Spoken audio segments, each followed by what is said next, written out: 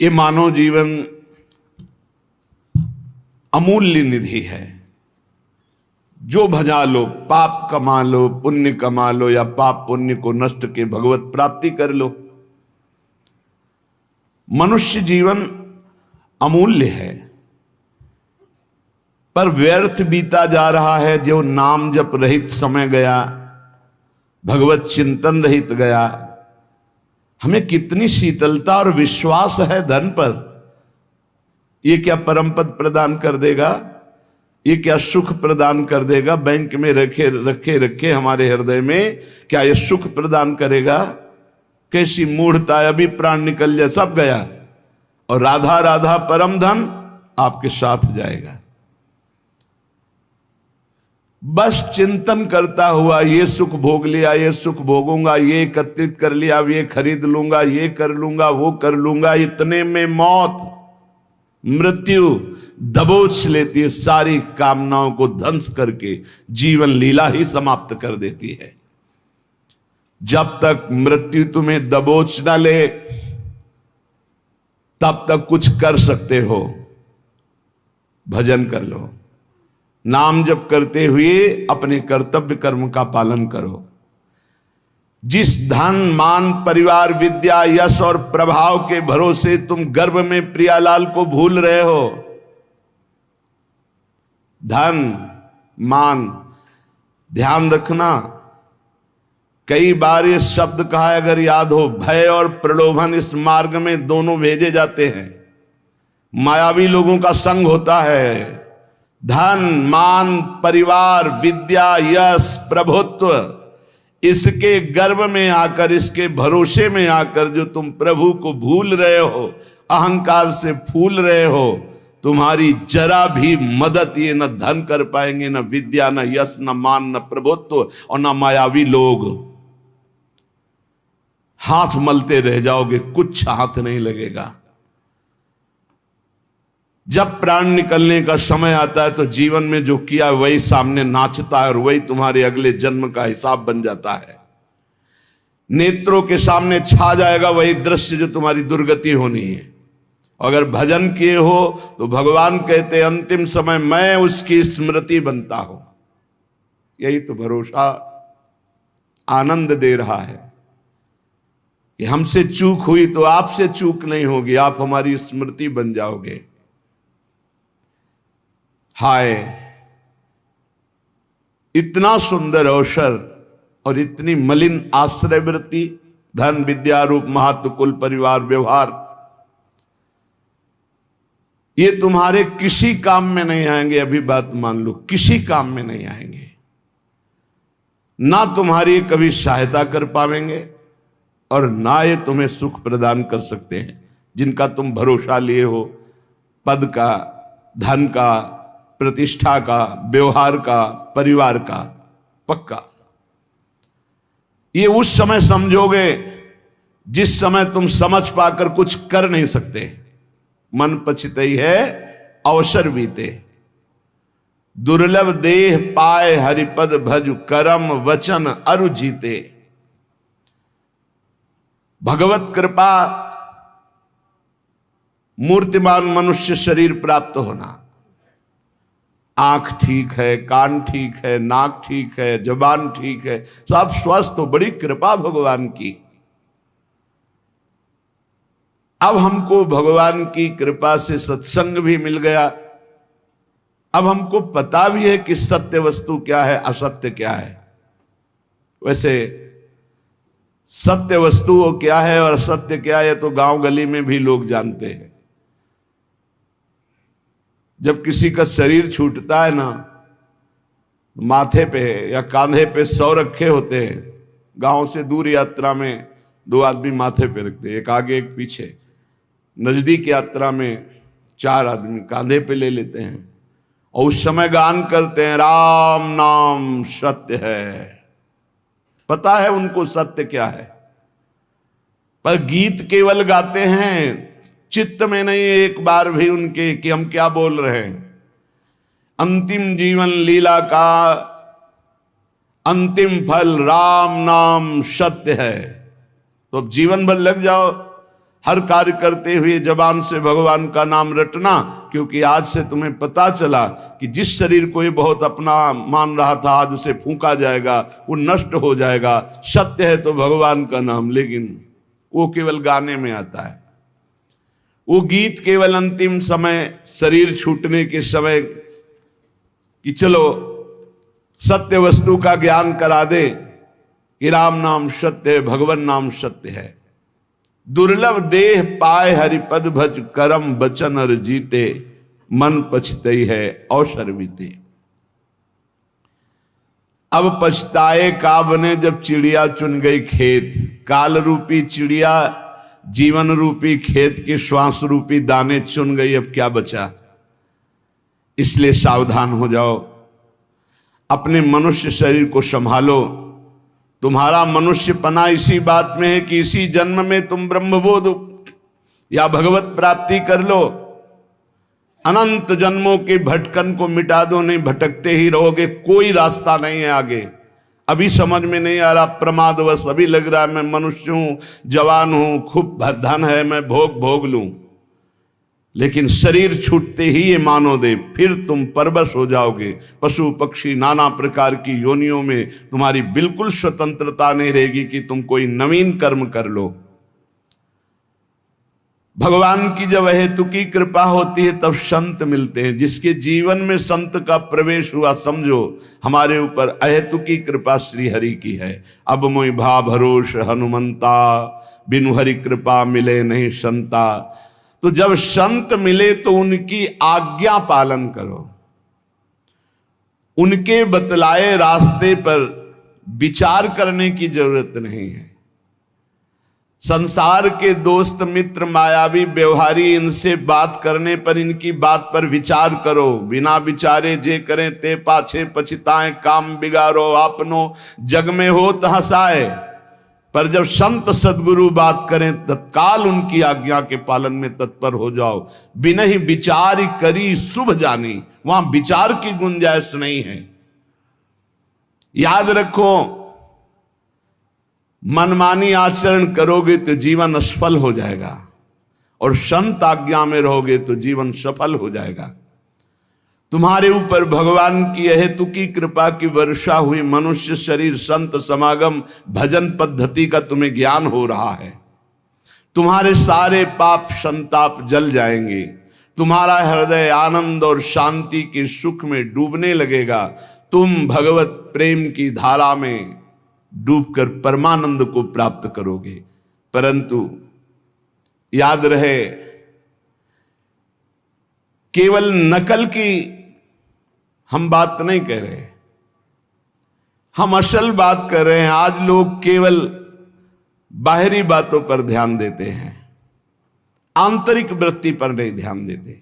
आप जितना फैलाओगे आपका चिंतन फैलता समा जाएगा। समिटे सो आशिक, फैले सो जमाना। बात मान लो, समिट जाओ। जितना समिट जाओगे उतना जीवन मुक्त होते चले जाओगे। जितना फैलते चले जाओगे उतना फंसते चले जाओगे।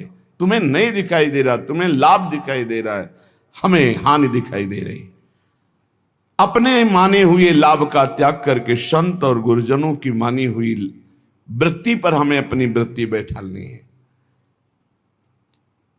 जो लोग संतों के प्रति आकर्षित होते हैं, आकर्षण, एक माया का आकर्षण, एक स्त्री पुरुष का आकर्षण, एक खान पान का आकर्षण, एक नाना प्रकार के पद प्रतिष्ठा का आकर्षण, पर जो संतों पर आकर्षित करते हैं वो भगवान के बड़े कृपा पात्र जन होते हैं, जो संतों से आकर्षित है।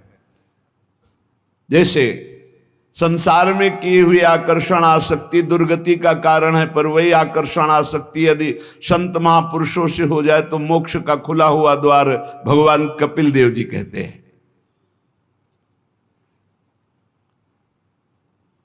संतों के संग से अपनी मान प्रतिष्ठा, पूजा, बाहरी संबंध, संतों के प्रभाव से आई हुई भोग सामग्री, इसके भोग करने में न लग जाए।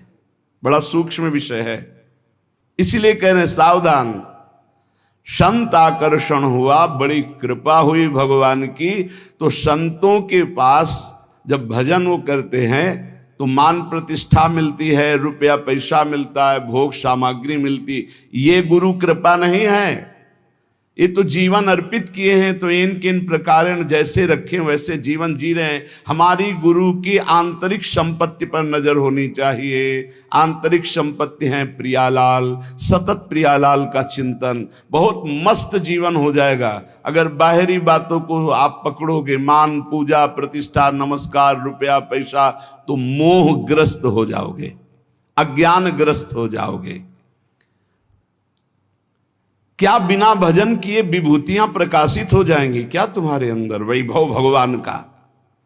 अरे जो संतों के बाहरी वैभव का भोग करने की चेष्टा करते हैं वो स्वयं डूबते हैं और अपने संग में दूसरों को भी डुबो देते हैं। आप गए और घालें जे को सत मार्ग प्रतिपालें। बड़ा सूक्ष्म विषय चल रहा है। उपासक को चाहिए मात्र केवल उनके उपदेश और उनकी आंतरिक संपत्ति पर नजर रखे। जीवन अर्पित है, अब जैसे आप रखो वो आपकी मर्जी। हमारा जीवन में कभी झगड़ा नहीं होगा, क्योंकि हमको जो गुरु ने संपत्ति दी वो बंटवारे वाली है ही नहीं। न चोर चुरा सकते हैं और न कोई गुरु भाई बंटवारा कर सकता है। अमोघ संपत्ति है और गुरु की बाहरी संपत्ति पर नजर ही नहीं होनी चाहिए। नहीं, आंतरिक दो जगह नजर नहीं कर पाओगे। बाहरी संपत्ति पे नजर तो गुरु की आंतरिक संपत्ति पर नजर नहीं, आंतरिक संपत्ति पर नजर तो बाहरी है। ऐसे ब्रह्मादिक के भोग सब विषम लागत ताई, नारायण ब्रज चंद की लगन लगी ही जाए। कुछ लोग तो अनेक जन्मों में भ्रमण करते हुए ध्येय की प्राप्ति के लिए हमें भगवान ने मानव जन्म दिया। हमें अपनी इंद्रियों को संयम में रख करके सत्संग, स्वाध्याय, सेवा, सुमिरन, इसमें डूबना है। इसमें श्री भगवान स्वयं कह रहे हैं सबरी जी से, प्रथम भगति संतन करि संगा, दूसरी रति मम कथा प्रसंगा। सबसे पहली भक्ति है भगवान के प्रेमी भक्तों का संग। दूसरी भक्ति उनके मुख से निकली हुई भगवत चर्चा। भगवान श्री रामचंद्र जी महाराज कह रहे हैं संतों का सेवन करो। संत शब्द नहीं कहा, संतन, बहुत से संतों का। संत और संतन बहुवचन प्रयोग किया। जहां भी भगवान की चर्चा करने वाले प्रेमी भागवत जन मिले, उनकी एक एक बात गौर से सुनो, अपने जीवन में धारण को, लेकिन भगवान से युक्त। भगवान ने जाति पक्ष को नहीं कहा, कुल पक्ष को नहीं कहा, विद्या पक्ष को नहीं कहा। जाति पाति कुल कर्म धर्म बड़ाई ये सब भगवान कहते मुझे। एक बार एक कारे नाम के मुसलमान भक्त थे, उनको स्वप्न में भगवान श्री कृष्ण ने एकदम, तो सब भूल गए और बस भगवान श्री कृष्ण के आशिक हो गए। उनको भक्तजन कारे ही कहने लगे, श्याम सुंदर के नाते से कारे ही। वो बड़े महान, हर समय केवल कृष्ण कृष्ण कृष्ण और उसमें डूबे रहते हैं। एक समय भ्रमण करते हुए वो जब नीलांचल पहुंचे तो जगन्नाथ जी के दर्शन के लिए बड़ा प्रेम उमड़ा। जब वहां दर्शन के लिए गए तो मंदिर में परिचय पूछा गया, क्योंकि उनकी वेशभूषा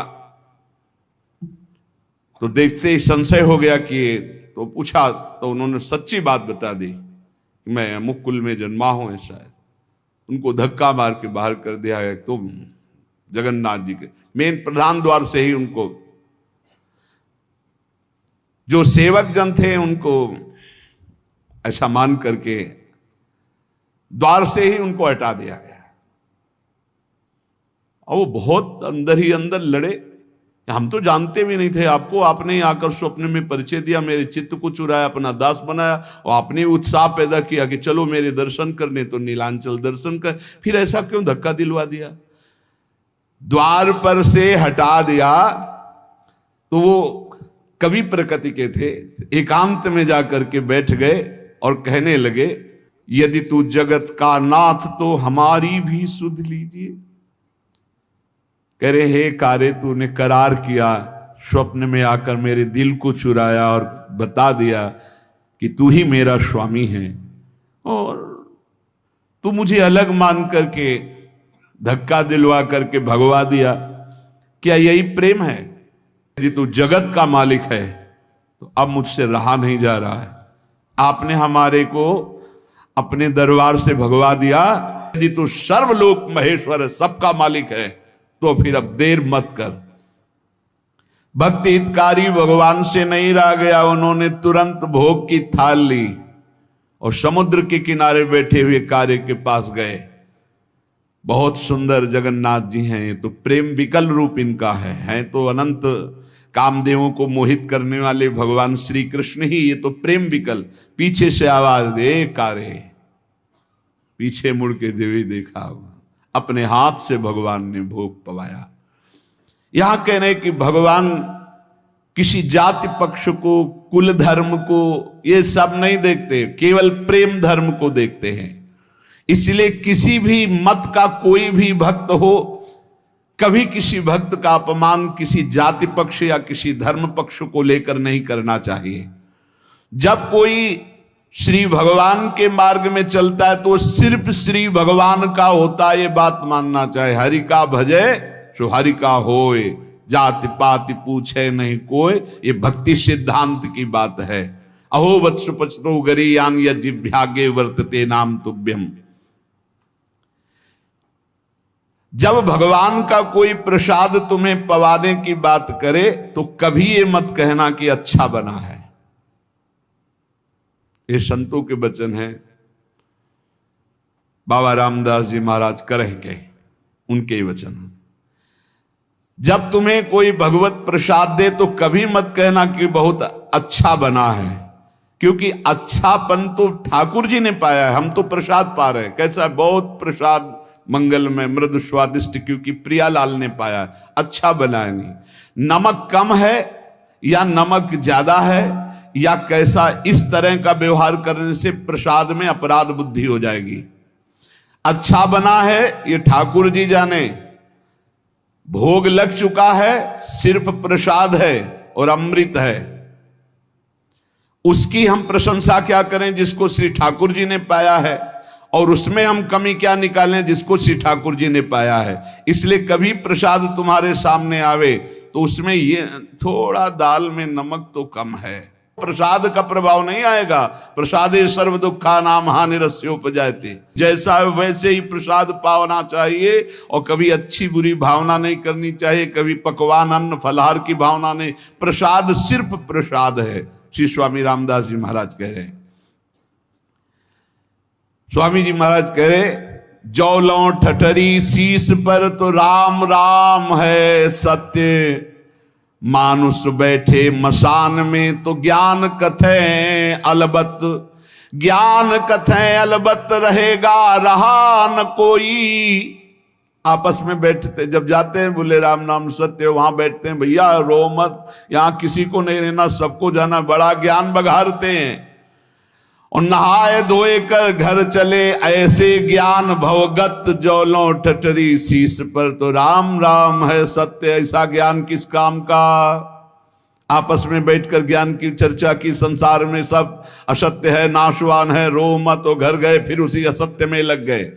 इसलिए हमें चाहिए कि ऐसे हम संतों का संग करके उस ज्ञान को व्यर्थ ना करें। बड़ा सूक्ष्म स्वरूप महापुरुषों ने वर्णन किया। आप इतना वर्णन करते हैं कि सब संत कृपा से ही भगवत प्राप्ति होती, ज्ञान की प्राप्ति होती है, तो प्रयत्न फिर किस बात का? बहुत सुंदर महापुरुषों के सामने जो प्रश्न किए गए, संत भाव, कृपा भाव, इसी से भगवत प्राप्ति होती है। फिर प्रयत्न की क्या जरूरत है? यदि प्रयत्न की जरूरत है तो यह क्यों वर्णन किया जाता है कि भगवत प्राप्ति प्रयत्न से नहीं होती, कृपा से होती है? भगवत कृपा से होती तो सबको भगवत प्राप्ति हो जानी चाहिए, क्योंकि प्रयत्न से होती नहीं है। और प्रयत्न से होती तो फिर भगवत कृपा से होती है, ऐसा कैसे हो सकता है? संत कृपा से होती है, भगवत कृपा से होती है, यही शब्द सुनते चले आ रहे हैं। हमारा प्रयास, हमारे प्रयत्न से भगवत प्राप्ति नहीं होती, ठीक है? तो सबको भगवत प्राप्ति हो जानी चाहिए, क्योंकि संत और भगवान की समान सब पर कृपा होती। फिर प्रयत्न की जरूरत क्या है? फिर यह क्यों कह दिया जाता है कि तुम अधिकारी नहीं हो?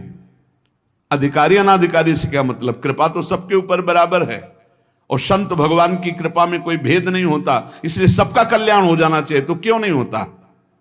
इसका उत्तर यह है कि भगवत प्राप्ति केवल भगवत कृपा, संत कृपा से ही होती है। मोक्ष मूलम गुरु कृपा। पर परमात्मा की कृपा, संत की कृपा सभी पर है, बिल्कुल सत्य समझो। पर तीव्र चाह आपको करनी होगी। तीव्र चाह में जो आपके अंदर व्याकुलता पूर्वक नाम जप है, नाम कीर्तन, ये उन्हीं की कृपा से हो रहा है। आपको चाह सत्संग सुन के करनी होगी, मुमुक्षुता आपको धारण करनी होगी। मुझे भगवत प्राप्ति करनी, ये निश्चय आपको करना होगा। भगवत कृपा, संत कृपा में बड़ी सामर्थ्य है, परंतु भगवत कृपा और संत कृपा को चाहते कितने लोग हैं? ईमानदारी से देख लो। परमात्मा की कृपा, संत की कृपा पर कितने लोग अपने जीवन को अर्पित किए हैं? संत की कृपा, भगवत कृपा पर। कोई एक भक्त है जो हर प्रश्न की बात में यही केवल कहते, हम तो कुछ नहीं जानते, बस इतना जानते कि हमारे गुरुदेव हैं, बस हमारे तो सब कुछ गुरुदेव हैं। अब इसी बात पे डटे रहो, तुम्हारा कल्याण हो जाएगा। इस बात से फिसल गए तो तुम्हारे पास कुछ है ही नहीं। जिनका विश्वास है उन्हें प्राप्ति निश्चित होती है। बहुत ही सूक्ष्म विषय है। यदि ये कहा जाए कि परमात्मा की प्राप्ति तो सभी चाहते हैं, तो बिल्कुल गलत है। इतने लोग बैठे हैं, परमात्मा की प्राप्ति किसे चाहिए? किसे प्रियालाल चाहिए? हृदय से देखो किसके अंदर चाह है। ऐसी चाह जिसमें कोई भी अन्य चाह ना हो। परमात्मा प्राप्ति की चाह तभी मानी जाती है जिसमें अन्य कोई चाह ना हो। और देख लो, अन्य चाह है, इसलिए परमात्मा प्राप्ति की चाह नहीं मानी जाएगी, प्रबल चाह नहीं है। हम देखते हैं जिसको धन की चाह होती, वो धन के लिए कहीं भी दूर देश जाना पड़े, कुछ भी करना पड़े, सब कुछ, धूप कष्ट गाली सब सहने के लिए तैयार है। इसी प्रकार भगवत प्राप्ति की जब चाह होगी तो हर कष्ट सहने के लिए तुम तैयार हो जाओगे। धन केवल चाहने से नहीं मिलता। धन के लिए प्रारब्ध बलवान, क्रिया में प्रवीणता और समय की संयोगता तीनों होती, तब धन की प्राप्ति होती है। लेकिन भगवान की प्राप्ति जड़ धन की तरह नहीं है। इसमें चाह प्रबल चाहिए, प्रबल चाह। खास बात है प्रबल चाह। ये जितनी साधनाएं लालसा पैदा करने के लिए है, आपकी चाह पैदा हो जाए। रुदुर सुश्वरम राजन कृष्ण दर्शन लालसा, आपकी लालसा प्रकट हो जाए भगवत साक्षात्कार की। जो भगवान को जैसे चाहता है, जो कुछ चाहता है, भगवान जान रहे हैं। जो केवल भगवान को चाहता है उस पर संत कृपा, भगवत कृपा बरस पड़ती है। सत्य मानो, उसकी चाह कभी निष्फल नहीं होगी, उसे निश्चित भगवत प्राप्ति होगी। अमोघ है।